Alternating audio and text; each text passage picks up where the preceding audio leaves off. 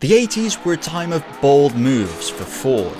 The 70s and early 80s had seen racing success in Europe with the Escort and the Capri on sturdy surfaces and loose ones too, but automotive tech was moving fast, and with Ford Europe's rallying ambitions placed on the ill-fated RS500, they needed to assemble a world-beating car if they wanted to have a chance to carve out a place in Europe's crowded tin-top scene. In 1984, Ford's presence in DTM, the precursor to DTM, was in the hands of privateers running either Capris or the much more muscular Mustang GT. Rennsport fielded the Mustang, powered by a 5-litre V8, and in the hands of Manfred Trint, the car managed 4 wins across the championship's inaugural season. It was an impressive performance. However, thanks to a handful of DNFs, Trint's work was only good enough for 6th in the championship. But the stage was set, and Ford, seeing the success of a private outfit and keen to capitalise on the new championship, stepped in to show what they could really do. This is the story of Ford's rapid DTM rise, and the fall they should never have taken. For 1985, Rennsport would be returning to DTM with their Mustang as an independent outfit, but would also be running 3 additional cars, 2 of which were in partnership with Ford themselves. The Blue Oval had become one of the earliest factory contestants in DTM. The additional cars weren't more Mustangs though, nor were they the Capris that had proven popular in 1984, no, they were Sierras. Specifically, they were Sierra XR4 Ti cars. Now, while the Sierra was a European car built in Germany by Ford Europe, the XR4 Ti was actually an American nameplate. See, in Europe, the top-spec Sierra at the time was the XR4i, which used a naturally aspirated 2.8-litre V6. But Ford wanted to sell the car in the States as well, and the version that made it over the Atlantic ditched the V6 for a turbocharged inline-4. Strange that, it's usually the other way around.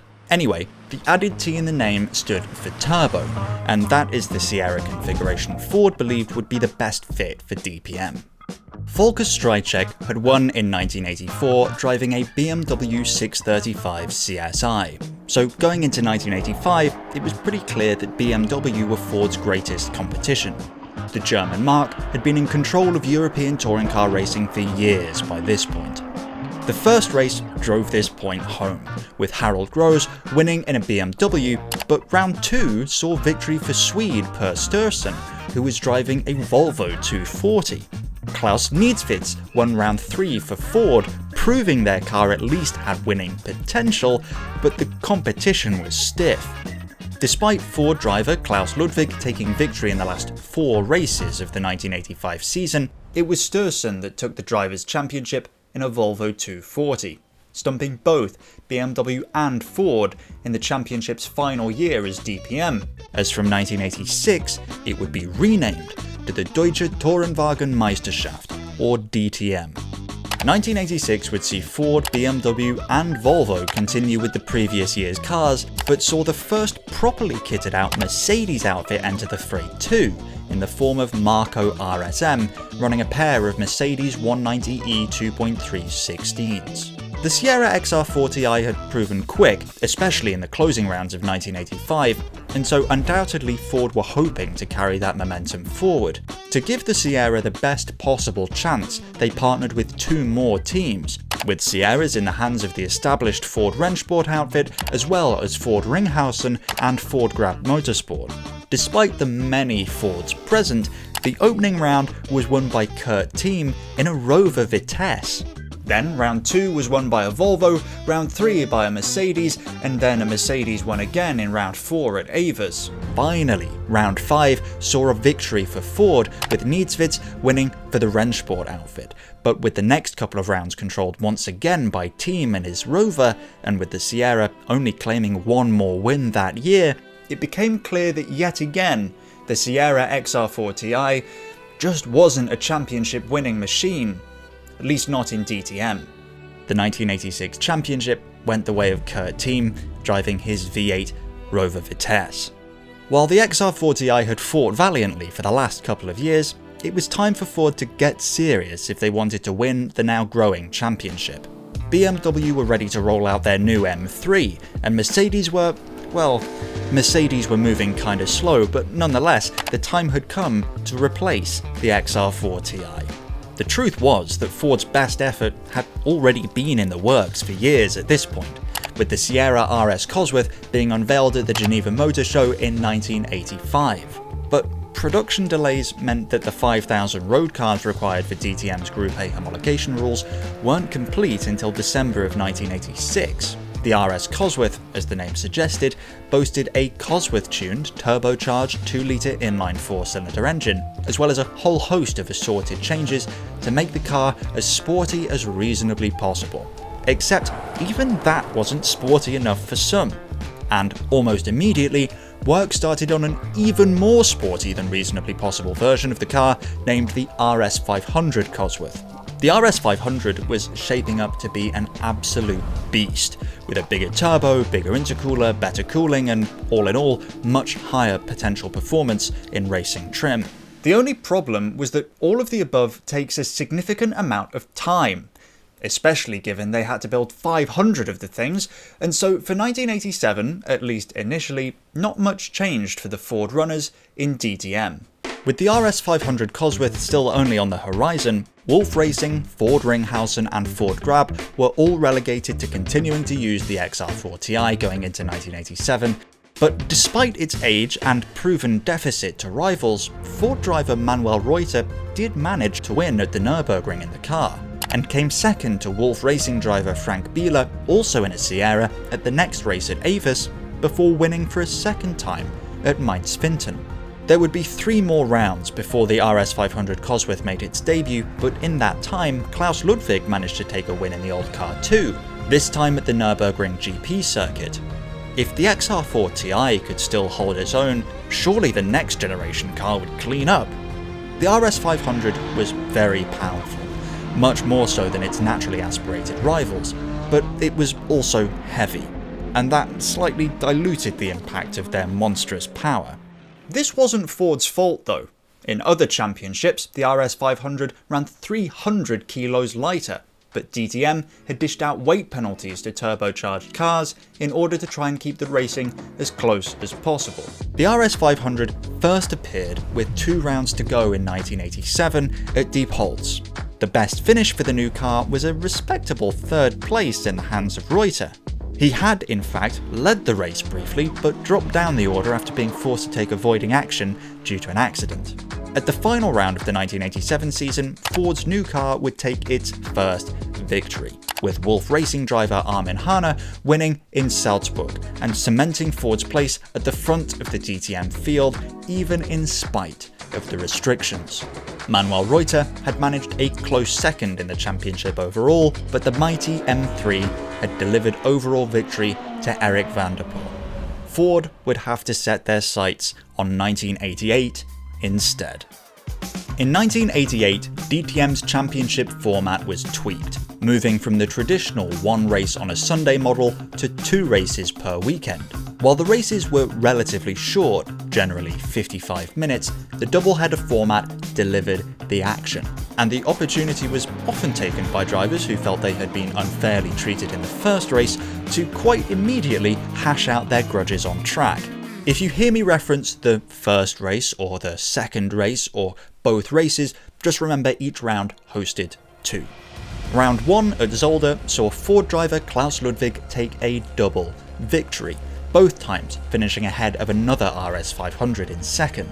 Ford's car was already so clearly dominant that after just the first round of the season, discussions were already underway behind the scenes on how best to slow the Sierras down, so as to give other manufacturers even a semblance of a chance to fight with Ford. Balance of Performance Regulations, or BOP, were then, are now, and will always be controversial. Any explicit action taken to slow down a car will be viewed with scrutiny, and oftentimes allegations of double standards or straight-up persecution will begin to proliferate in circles supportive of the affected teams. It's important to remember that DTM's stated goal was not to have the fairest racing, but the most entertaining racing, and they don't always line up. That said, I do have problems with DTM's handling of Ford's speed, but we'll get to that soon. The upshot of these talks was that from round 2, the Sierra RS500s would be forced to run a narrower restrictor plate, limiting the amount of air the engine could intake and reducing the power output in an attempt to peg them back. This appeared to have worked, as in round 2 at Hockenheim, the highest finish for a Ford in both races was 6th in the hands of Klaus Niedzwiez. Unsurprisingly, Ford were not happy about the BOP action taken against them, especially given that they were already running substantially heavier, but they persevered nonetheless. Ludwig clawed his way back to 2nd place in the first race at the Nürburgring before slipping back to 5th again in round 2. Round 4 at Brno saw the RS500 take its first win since the new restrictors had been put in place. Wolf Racing driver Hanna took a decisive victory in the first race, and despite being unable to repeat the feat in race 2, a 2nd place for Ludwig affirmed that Ford were still in the fight. The next few races saw Mercedes and BMW trading blows, with the once mighty Sierra taking a conspicuous back seat until round 7 at the combined Nürburgring Nordschleife and GP circuit, where Hanna won again for Wolf Racing. That first race hadn't been all good news for the Sierra runners though, as Niedzwiez had a massive accident at high speed on his 3rd lap of the Green Hell. Thankfully, he only suffered a broken arm, and not much worse, but it was a scary crash. Hanna went on to win the 2nd race that weekend as well, marking the first double victory for any of the Sierra drivers since Ludwig's dominant opening round. Hanna then managed his 3rd win in a row in the first race of round 8 at the Norris Ring before Ludwig reclaimed the top step in race 2.